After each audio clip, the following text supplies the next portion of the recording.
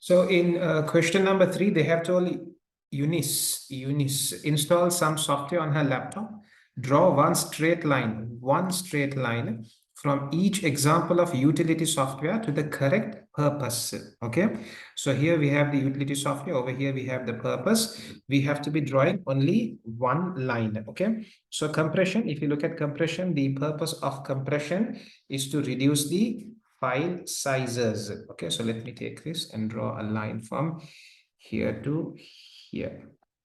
The backup software, what it does is it creates copies of files, and then anti-malware, it protects from viruses.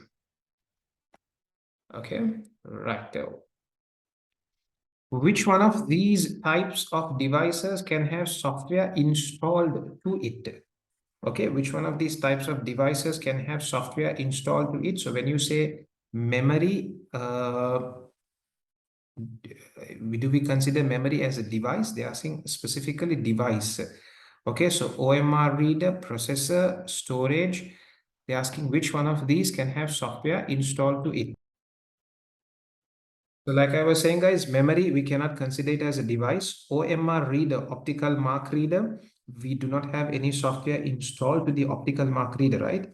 Okay, and then we have the processor. Processor doesn't store anything. The processor only converts data into information. So the answer is going to be storage. Okay, so in our computer storage, we have software installed to it.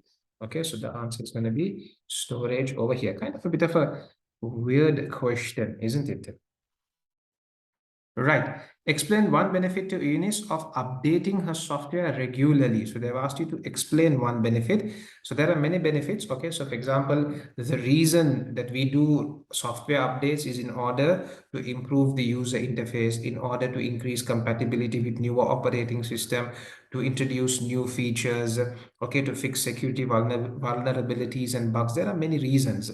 Okay, so you have to select one of them and go ahead and explain it. Okay, so I'll talk about the fact that in order to increase compatibility with newer operating system. Okay, so I'll say one benefit of updating software regularly is so that it would be compatible with the latest OS installed.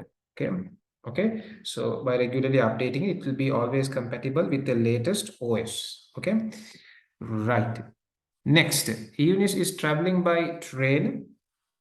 She connects to the internet using the train's Wi-Fi connection. Explain why the Wi-Fi provider blocks video streaming. Okay, so they're asking why has video streaming been blocked in this Wi-Fi connection? Yes, video streaming requires a large amount of bandwidth. Okay, so if video streaming is to be allowed, okay, everybody else on the train is going to be severely affected because of the low bandwidth. Okay, so shall we put the answer over here? Let's say we can say video streaming requires a large amount of bandwidth. Okay, so since she is using a Wi-Fi, one second, Wi-Fi connection that is being used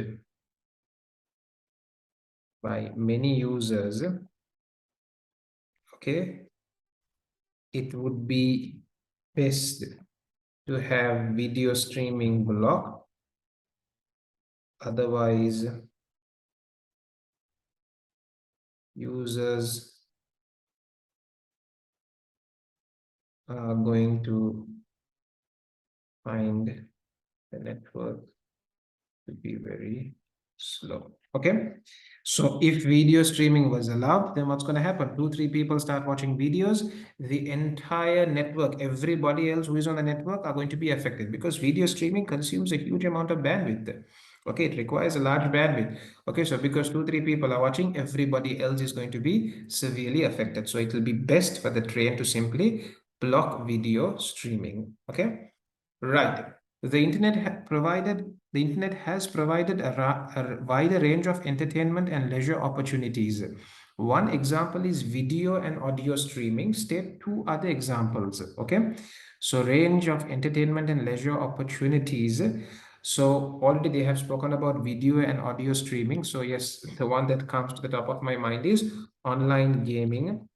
Okay, so one is online gaming. Another, yes, you can talk about social networking or social media, another form of entertainment or something that people make use of when they are free. Okay, so you can mention these two. Okay, if you have any other answers, nothing else is coming to my mind, but there are so many things that you can do online. But since they have mentioned video and audio, my number of answers that are coming to my head are not much. Okay, for now, I can only think of online gaming and social networking. But if you have anything else that is something that can be done online for entertainment or leisure purposes, you can go ahead and put it down. Okay, right. Uh, Eunice changes her laptop's GPS setting, global positioning settings. Which one of these statements is true? GPS is used by all digital devices? No, not all digital devices use GPS. GPS does not use an internet connection? Yes, that is true because GPS connects to the satellite. It doesn't connect to the internet to identify your location. Okay, so answer B is possible. GPS uses cloud computing? No. GPS is better if open source software is used. That doesn't make any sense at all. So the answer is going to be B. GPS does not use an internet connection. Okay. Right. Moving on to question number G. Eunice writes a blog. Eunice wants visitors to her blog to see posts that are likely to be relevant to them. Describe how cookies can be used to achieve this. So I'm sure all of you are familiar with cookies. You'll have all visited website where you have got a message saying that cookies will be tracking your activity. Okay. So they're asking describe how cookies can be used. So you can very simply say cookies can be used to track a user's activity on the internet. After gathering information about the user, cookies can then decide the post that would be best suited for the user or post that the user would most probably be interested in and accordingly show those posts to the user. Okay, if it sounds confusing, let me put it in words. Okay, you can say cookies on the internet can be used to track users' activity on the internet. Okay, cookies, let's also give a little more. Cookies collect data about users such as location, device used. Okay, then for example, websites visited. Okay, then website visited, then for example, what do you call typed keywords, or you can say keywords type. Okay, so it tracks all this. Okay, what did you type, what did you click, what was your location, what was the device you came on, what are the websites you have visited. Okay, things like this it collects. Okay, so cookies collect data about users such as location, device used, websites visited, keywords type. Okay, after collecting this information, cookies can then show the user posts that are most likely relevant to the user's interest. Okay, after collecting this information, cookies can show the user posts that are most likely relevant to the user's interest. Okay, because you see over here, guys, like I told you, cookies have now got the information. Cookies have now got to know what's your location, from where are you surfing the internet, what type of a device are you using, what is the time that you normally come online, what are the previous website you have visited, what are the keywords you have typed. They have all this information. Now they will try to match posts, or they will try to maybe match advertisements with the information that they have collected about you. Okay, so that's how they do it. Right. In the next question, which is also our last question for question number 3, it says, In some countries, laws require website owners to obtain informed consent from visitors before using cookies.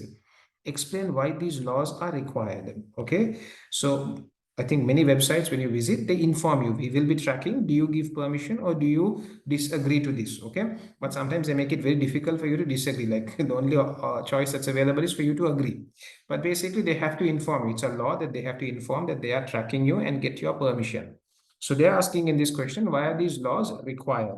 Okay, so you can go on to first say that tracking somebody's activity on a website is a huge privacy. Okay, it's a piece of private information. Okay, and tracking somebody without their permission, you can call it as invasion of a user's privacy. Okay, let's put it down in words. You can say cookies track a user's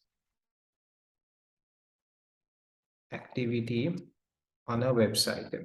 Okay, this is extremely confidential, and extremely confident. This is extremely confidential, and some users may feel uncomfortable on being tracked in such a way. Okay, so it's of extreme importance that the user be informed upfront and permission be received in order to track a user. Okay, so you see, it's confidential, and some people may be very uncomfortable about it, which is why you must get their permission and you must inform them before you start tracking their activity on a website. Okay, so with that, we have also come to the end of question number 3. Okay, I hope it's going well. I hope my explanation is good enough for you. If I have made any mistakes, or if you feel my explanation wasn't good enough, and if you have any suggestions, recommendations, guys, in the description of the video, details have been given on how you can get in touch with me. Please do. Okay, in our next video, we will be moving on to question number 4. Okay, see you in the next video.